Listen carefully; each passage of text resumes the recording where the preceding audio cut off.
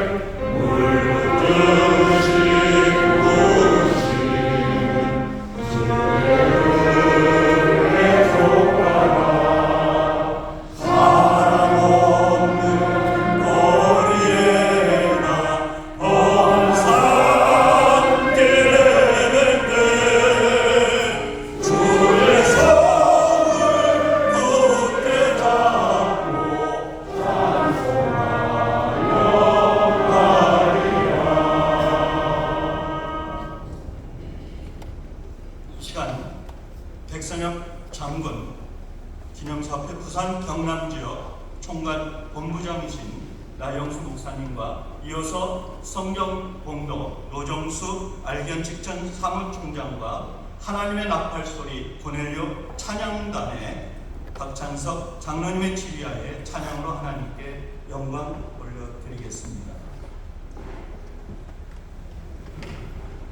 전능하신 하나님 아버지, 이 민족을 향한 주님의 인도하심과 극진하신 사랑에 감사를 드립니다. 오늘 우리는 믿음의 사람 백선엽 장군님의 서로 5주기를 맞아 그의 삶과 그리고 나라를 위한 헌신을 기리며 주님 앞에 모였습니다. 하나님, 6.25 전쟁의 참혹한 위기 속에서도 이 나라가 공산의 어둠 속에 삼켜지지 않도록 목숨을 걸고 싸우셨던 백선엽 장군의 용기와 결단을 기억하게 하소서. 그는 단지 한 명의 군인이 아니라 하나님을 경외하며 이 민족을 위해 무릎 꿇던 믿음의 장군이었습니다. 그의 삶의 자취를 돌아보며 우리는 오늘의 대한민국의 수많은 이들이 땀과 피 위에 서졌음을 고백합니다. 주님, 주님의 뜻 안에 진리를 붙잡고 민족의 생명과 자유를 위해 싸운 이들의 헌신이 잊히지 않게 하시고 후대의 믿음의 유산으로 이어지게 하소서.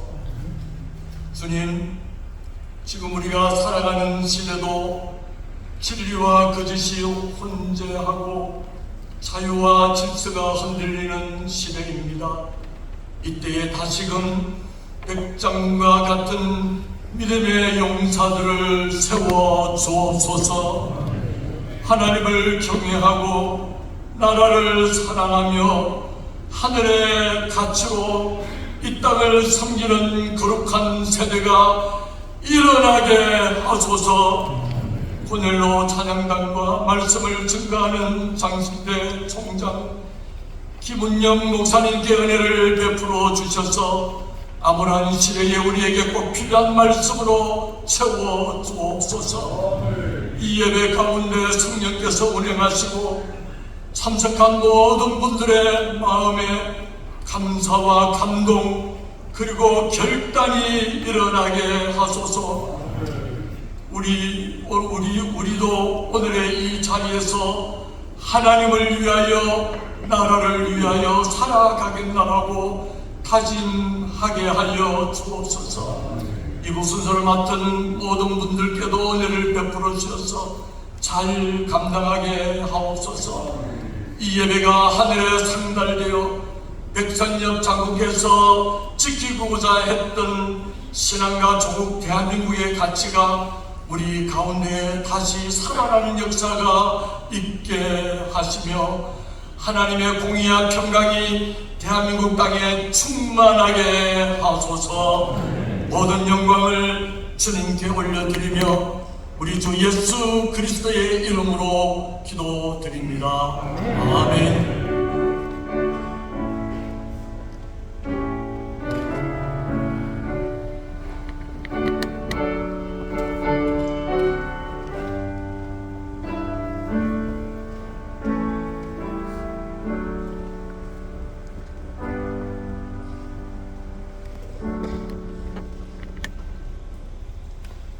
봉독해드릴 하나님의 말씀은 출애굽기 1장 15절에서 17절 말씀입니다.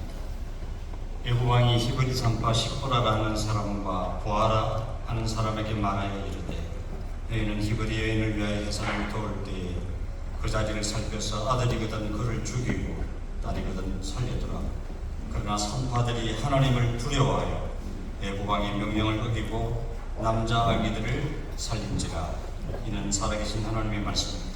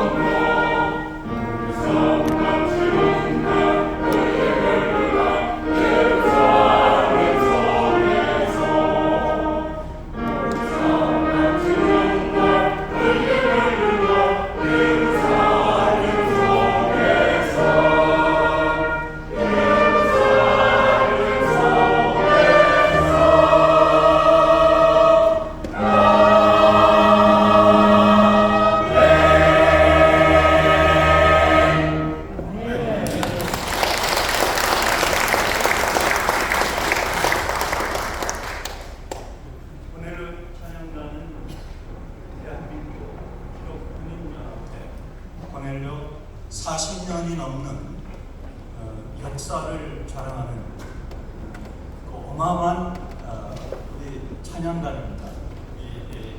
나이가 좀 드심에도 하나님께 본인의 몸과 마음 그리고 후세들, 자손들을 다 양육시킨 귀한 찬양단. 뜨거운 박수 한 번 더 보내주십시오.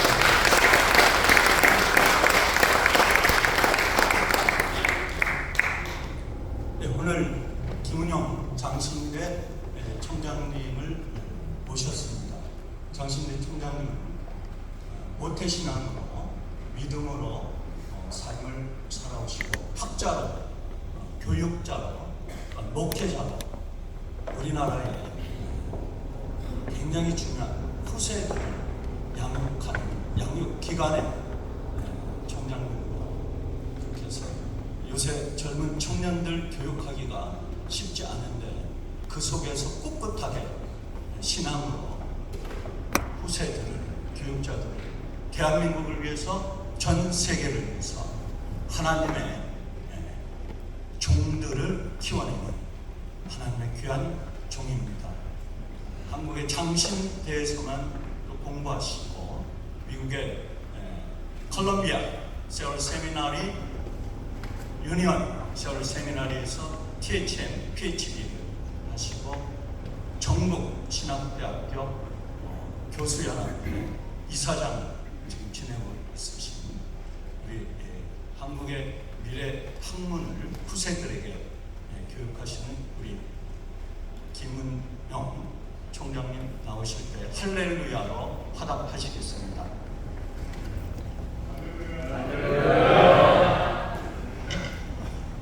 몇 년 전에 철원과 하천에 산등성이 묻혀있는 6.25때 전사한 유해를 발굴하는 작업이 대대적으로 벌어졌습니다.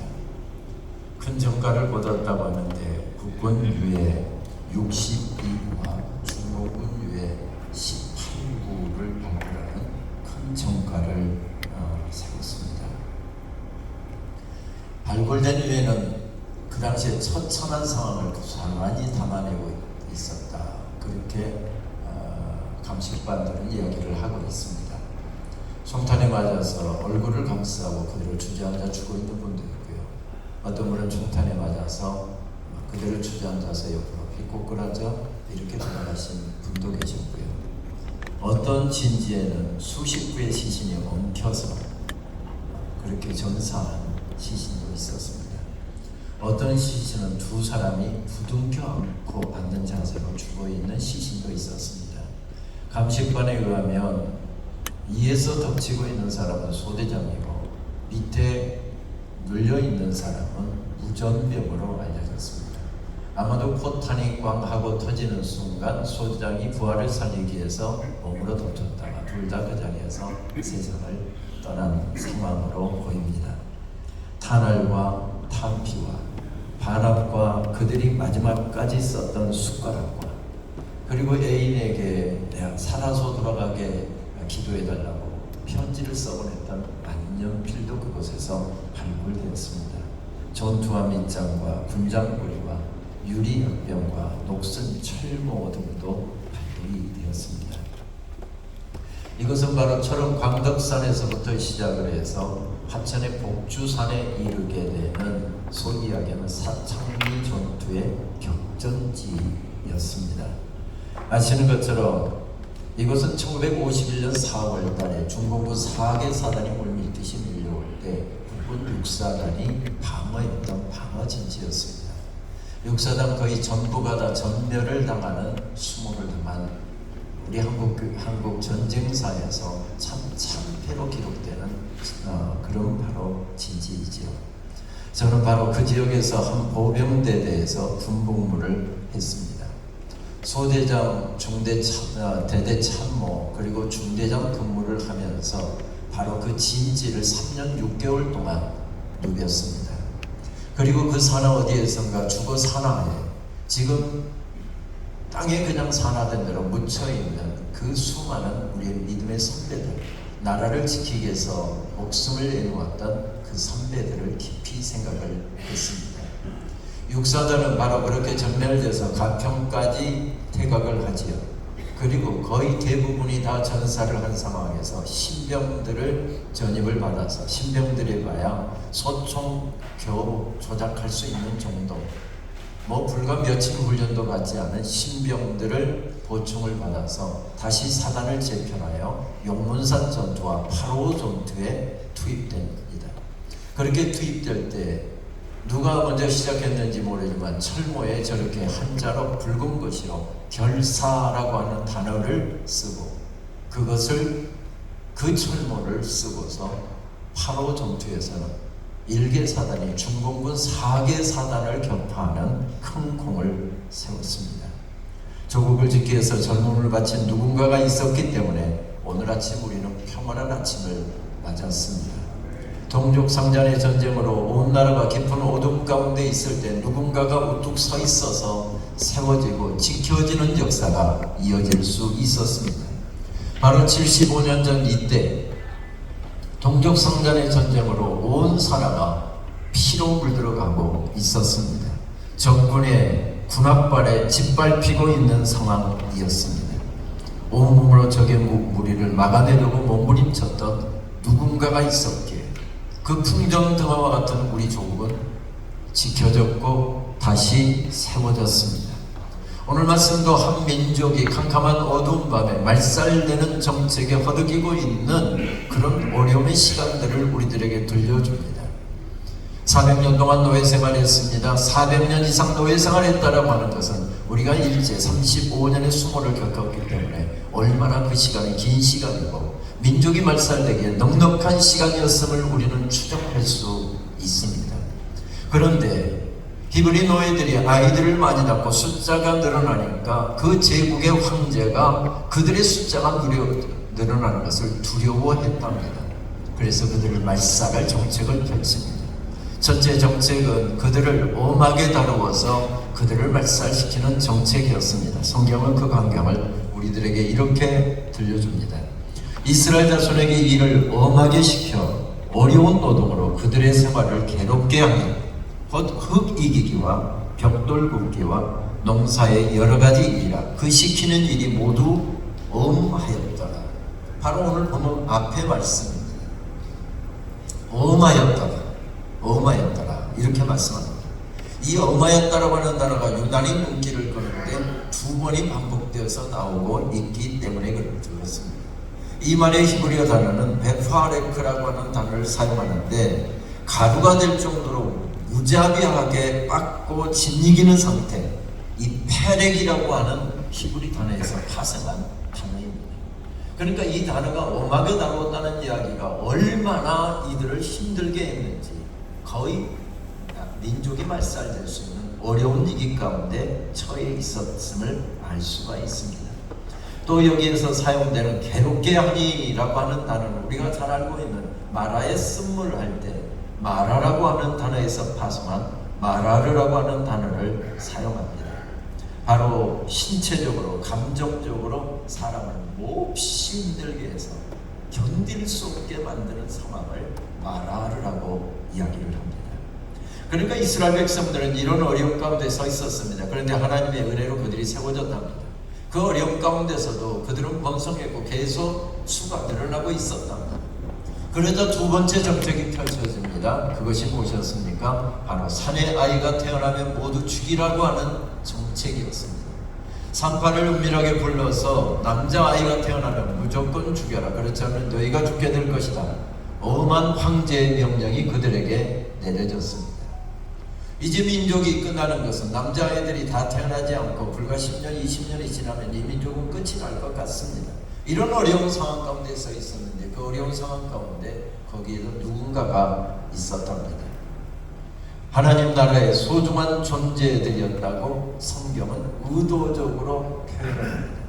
그래서 대이집트 제국의 파로 황제는 언급하면서 이름을 언급하지 않습니다. 아시는 것처럼 파로는 황제의 별칭이지 이름이 아니었습니다.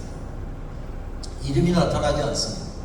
그런데 그들도 노예였고 노예들이 아이를 낳으면 아이를 받는 산파들의 이름은 선명하게 기록하고 있습니다. 우리가 잘 알고 있는 대로 10부하와 부하였다. 그 당시 히브리 노예들의 인구수가 200만 정도가 되었다니 2명의 아이들을 다 받지 못했을 것입니다. 다른 산파들도 많이 있었을 것입니다. 그런데 그 중에서 하나님을 유난히 두려워하며 살았던 두 사람의 이름만 언급하고 있습니다. 십부하라고 하는 말은 히브리어는 아름답다, 강체가 난다 라고 하는 뜻이고요. 부하라고 하는 이 이름의 히브리어의 뜻은 소리치는 자라고 하는 뜻을 가진 이름입니다. 두 이름이 반드시 합해져야 될 것 같습니다. 누군가 소리칠 때 하나님 보시기에 아름다웠고 광채가 났답니다. 그들은 뭐라고 소리쳤을까요? 세상의 권력자는 내 아들을 죽이려고 했지만 하나님께서 살려주셨다. 권력자는 너희들을 말살하려고 들고 있지만 하나님께서 너희들을 이끌어 주실 것이다. 해방시키실 것이다. 살아계신 하나님께서 너희들을 지금 통치하고 계신다. 캄캄한 밤과 같은 시간을 보내고 있지만 하나님께서 다스리고 계신다. 이것을 소리쳤을 것이고 그 모습이 하나님 보시기에 아름다웠다는 뜻이겠지요. 절망하지 말라고 외치는 사람들, 하나님의 통치하심을 강하고 담대하게 외치는 사람들, 그 사람들이 있어서 한 민족이 깊은 어둠 가운데 있을 때 다시 세워지는 역사가 일어났답니다. 절대 권력자가 그들을 은밀히 다시 불러서 그렇게 명령했답니다. 히브리 여인들을 위하여 해산을 도울 때 그 자리를 살펴서 아들이거든 죽이고 딸이거든 살려주라. 이것은 하나님께서 명령하신 명령, 생육하고 번성하라고는 하나님의 창조 명령이자 창조 질서에 입에되는 행위입니다. 하나님께서 한 생명을 잉태케 하셨고 출산하게 하셨는데 왜 그 아이를 죽이라고 하는 것입니까? 그러므로 전쟁은 모두가 나쁜 것입니다. 살육은 모두가 나쁜 것입니다. 하나님께서는 생육하고 번성하라고 하는 명령을 주셨는데 정면으로 도전하는 행위이기 때문에 그렇습니다. 그런데 절대 권력자가 명령하는 이 명령에 대해서 이 하찮은 산파들이 거역을 했답니다. 순응하지 않았답니다.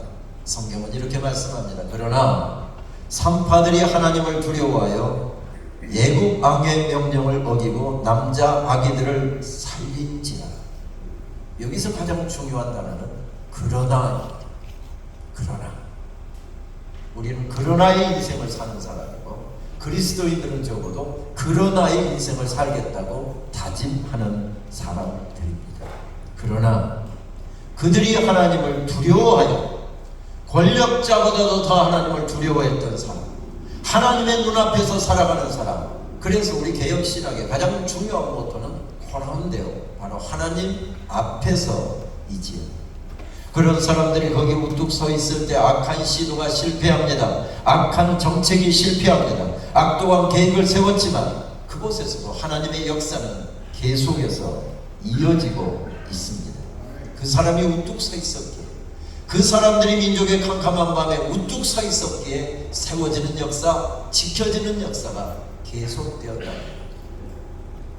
지난달에 세상을 떠난 월터 브루그만이라고 하는 유명한 구약학자이자 설교학자가 있죠. 개인적으로는 제 선생님입니다만은 그분은 이 광경을 주석하면서 창조적 불순종이다 이렇게 이야기를 합니다. 창조적인 불복종, 창조적인 불복종. 불복종은 나쁜 것인데 왜 여기다 창조적이라고 단어를 붙이는 것입니까? 그러나의 인생이기 때문에 그렇습니다. 그렇습니다. 그리스도인들은 하나님 앞에서 사는 존재이고 세상의 권력자의 명령을 따라서 사는 사람이 아니라 또 온 세계를 다스리고 통치하시는 만왕의 왕 되신 하나님의 명령을 따라서 사는 사람들이고 그렇게 살아야 하는 사람들입니다.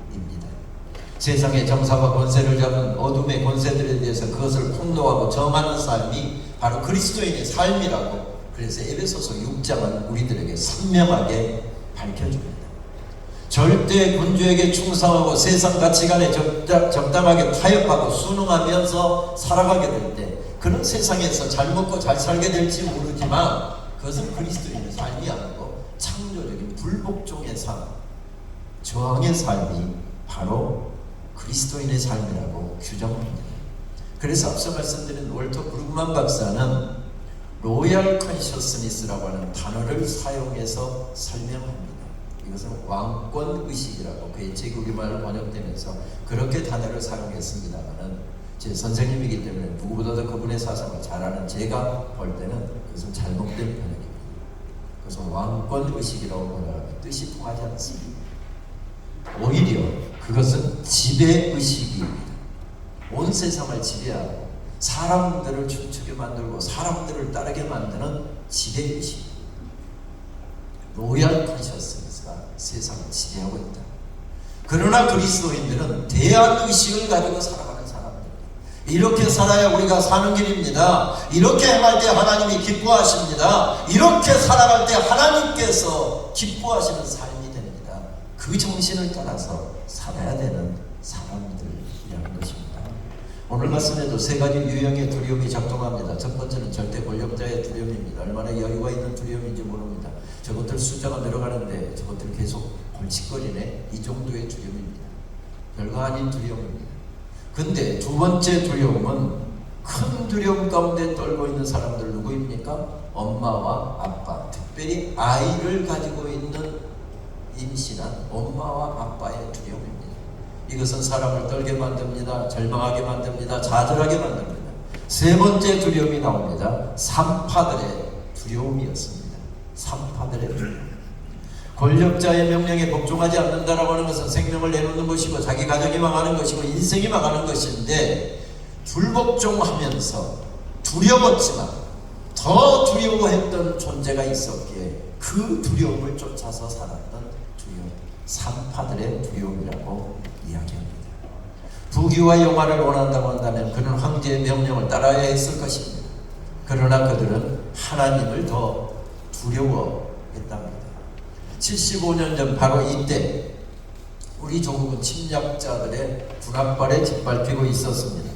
온 산원은 피로 물들고 있었고요. 침략자들의 공격에 속절없이 밀리고 계속해서 하염없이 밀리고 있었습니다.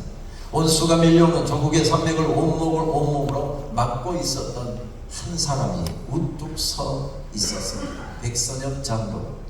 조국이 씌워준 철모가 있고 손에 쥐어진 총이 있어서 뒤로 물러설 수 없는 사람이었습니다. 그래서 목숨을 걸고 이 땅을 지켰습니다. 일사단장으로 임진강 전선과 낙동강 방어선을 지켜냈습니다. 한국 전쟁 역사 가운데서 가장 치열한 전쟁으로 기록되고 있는 경북 칠곡의 다부동 전투에서 낙동강 전선을 사수하여 인민군의 남한을 막아내는데 결정적인 역할을 했습니다. 중화기로 무장한 인민군이 파죽지세로 밀고 내려올 때 소총과 수류탄 몇 개로 그들을 막아냈습니다.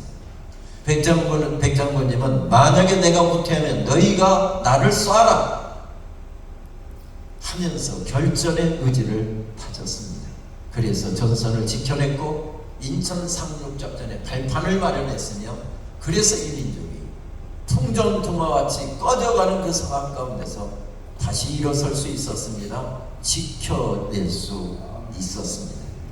그렇습니다. 역사는 그를 가리켜서 한국 전쟁의 영웅, 다부동 전투의 영웅으로 기록하고 있습니다. 일사단장으로, 참모총장으로, 대한민국 최초의 사성 장군으로 조국을 지켜낸 분입니다. 올해는 서거 5주기이자 탄신 100주년이 되는 해이기도 합니다. 내 사랑하는 사람들과 피어 살고 싶어서 저 하늘을 나는 아름다운 새들과 저 무수한 새들과 함께 노래하고 싶어서 용감히 조국을 지켰던 분이었습니다. 둘러싼 군대가 물러가도 한번 버린 조국은 다시 돌아오지 않는다면서 목숨을 걸고 조국을 지켜낸 분이었습니다. 그 캄캄한 밤에 누군가가 있어서 세워지는 역사가 계속 이어졌습니다. 하나님께서 보호하사 이 민족이 세워졌습니다. 기억하는 것은 아직 살아있는 자들의 몫입니다. 그 삶을, 그 수고와 그 헌신을 기억하고 우리 시대에 계속해서 그것을 이어나가는 것, 기억과 계승은 살아있는 자들의 몫입니다. 하지만 오늘 우리 민족은 잘 사는 나라가 되었고 G7을 들고 G12에 드는 그런 정말 경제 부흥을 이룬 경이로운 민족으로 세계가 찬사를 하고 있지만 영적으로는 깊은 어둠 가운데 놓여 있습니다. 다시 누군가가 필요합니다. 민족과 함께 온 교회는 캄캄한 역사의 밤에 민족과 함께하면서 병원을 세워서 이 병든 자들을 치료했고, 학교를 세워서 가난한 자들을 불러다가 교육을 시켰고, 그리고 부모를 잃은 아이들을 고아원을 세워서 그들을 어엿한 성인으로 키워냈습니다. 그리고 복음을 전하여 하나님 섬기는 민족이 되도록 복음으로 인도했습니다. 하지만 오늘 한국교회는 안팎으로 많은 어려움에 직면해 있습니다. 특별히 코로나 팬데믹 상황을 지나면서 부정적인 이미지는 더 강해졌고 한국교회 신뢰도는 추락하고 있습니다. 주님의 교회가 그 영광을 잃어버리고 있고 문제 집단으로 보도되고 있어서 안타까움을 금할 수가 없습니다. 잘 먹고 잘 살게 되면서 하나님을 잊어가고 있는 민족이 되어가고 있는 것, 이것은 부정할 수 없는 사실입니다. 다시 누군가가 필요한 때입니다. 긴 겨울이 지나고 생명이 춤추는 봄이 되면 한 시인의 시를 꺼내서 읽기도 하고 학생들에게 그 시를 늘 봄이 되면 한 번은 들려주기도 합니다. 이성보 시인의 봄이라고 하는 시입니다. 기다리지 않아도 오고 기다림을 잃었을 때에도 너는 온다. 봄을 의인화해서 그는 이렇게 노래합니다. 틀렸습니다. 봄은 저절로 오지 않습니다. 그냥 펼쳐지지 않습니다. 누군가가 서 있을 때에 봄동산이 펼쳐집니다. 거기 일부는 흙 묻은 손들이 있을 때 봄동산이 펼쳐지고, 누군가가 봄을 만드는 사람이 있을 때에 봄은 활짝 펼쳐집니다. 그래서 이성구 시인은 계속해서 이렇게 노래를 이어갑니다. 다급한 사연 들고 달려간 바람이 흔들어 깨우면 눈 비비며 너는 더디게 온다. 누군가가 서 있을 때 봄이 온답니다. 더디게 올지 모르지만 확실하게 봄은 펼쳐진다. 그렇습니다. 민족이 캄캄한 밤에 있을 때, 어둠 가운데 있을 때 봄을 만드는 한 어른이 우뚝 서 계셨습니다. 생명을 걸고 조국을 지켜내고 산하를 달렸고, 그리고 온몸을 던져 적을 막아내던 그 위대한 장군이 계셔서 우리는 오늘 평화를 노래할 수 있고 부요를 누릴 수 있으며 하나님의 은혜를 찬양하게 되었습니다. 문제는 다시 캄캄한 밤이 도래하고 있는 때 영적으로 깨어있는 누군가가 필요합니다. 민족을 하나님의 말씀 앞에, 복음 앞에 바로 세우고 하나님 잘 섬기는 민족으로 세워나가는 누군가가 또 필요합니다. 그것은 우리들의 몫입니다. 기도하시겠습니다. 하나님, 누군가가 있어서 우리는 세워졌고, 누군가가 있어서 우리는 행복했고, 누군가가 있어서 부유한 나라에서 행복을 누리며 살고 있습니다. 한국전쟁의 영웅, 다부동 전투의 영웅을 기억합니다. 그리고 하나님께 감사를 올려드립니다. 하나님, 우리 누군가 민족을 지켜냈던 우리의 선배를 기억하면서 이제는 우리가 기억하고 그 역사를 계속 계승해 나가야 함을 알려주셔서 감사합니다. 민족이 캄캄한 밤에 있을 때 십부와 그와 같이 하나님을 더 두려워하며 믿음으로 달려가는 사람들이 각처에 우뚝우뚝 서 있어서 교회가 다시 세워지고 나라와 민족이 세워지고 하나님 기뻐하시는 뜻이 이 민족 가운데 온전하게 세워질 수 있도록 주장하여 주시옵소서. 예수님의 이름으로 기도합니다. 아멘.